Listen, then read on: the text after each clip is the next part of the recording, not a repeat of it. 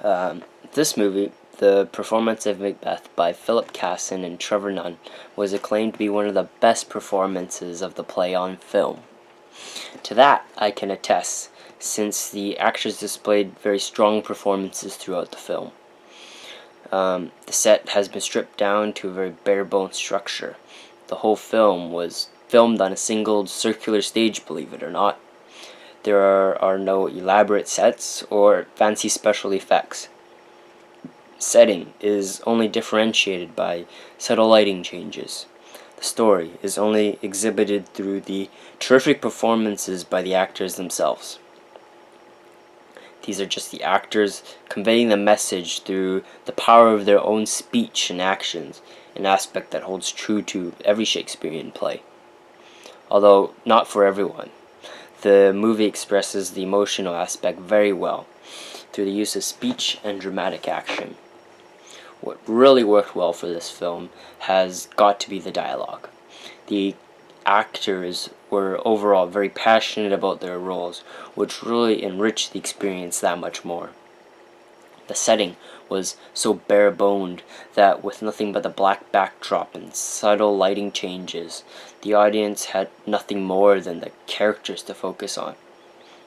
Props consisted no more than a few daggers, candles, and swords.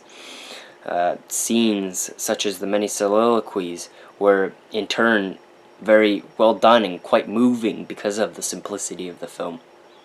Ian McKellen especially displayed a terrific interpretation of the language. Personally, his speech before Duncan's death really moved me.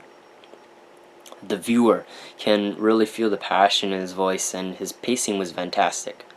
The harrowing fear and the guilt that was expressed through the use of McKellen's voice, as well as the use of dramatic stage lighting, really brought a whole new light to that scene. Dialogue was very powerful throughout the movie, enhancing the film that much more. The downside of the film would have to be the budget. The costumes were definitely not of that era. In the beginning, Macbeth and Banquo are seen wearing leather trench coats, an item that was definitely not accurate of the time. Also, riding uniforms consisted of Civil War era jackets that just made the costumes feel cheap and out of place. Not to mention the fact that the old man in Act 2, Scene 4, talking to Lennox, appears to be wearing a pair of sunglasses. Macbeth takes place around 11th century BC. Sunglasses are an invention that does not appear for another 700 years. This in turn made the costumes feel very cheap and quickly thrown together like they were found from someone's closet. A film like this would fail to capture modern audiences since it just feels too cheap. Another aspect to note would have to be the backdrop. It was much too dark and there were no changes in setting whatsoever. The audience cannot attain a sense of place for any of the scenes. The movie was also very monochromatic, showing very little difference in color from scene to scene. The film seemed very stark and boring. As well, it dragged on for much too long. Because of the budget and the way the film was shot, it is a very accurate representation of how a legitimate Shakespearean play would have looked like at the time. They would be set up on a very cramped circular stage and had very few props to tell the story with. For a purist, this version would be excellent, but for a modern viewer, maybe not so much.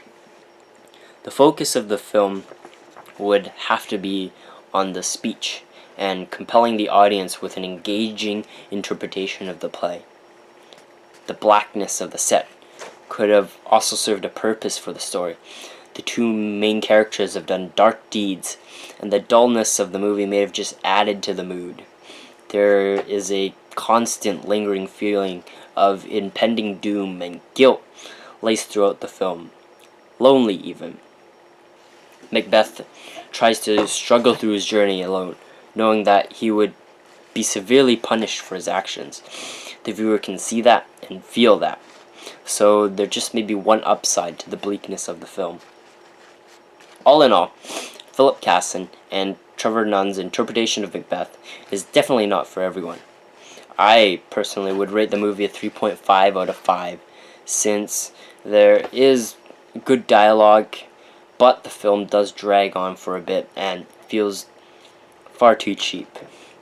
There are no dazzling special effects to capture the eye, but there is definitely a terrific performance done by an acclaimed cast. They have the essence of what each character represents. Ian McKellen as Macbeth, a character surrounded by inner turmoil, bravery, ambition, and self-doubt.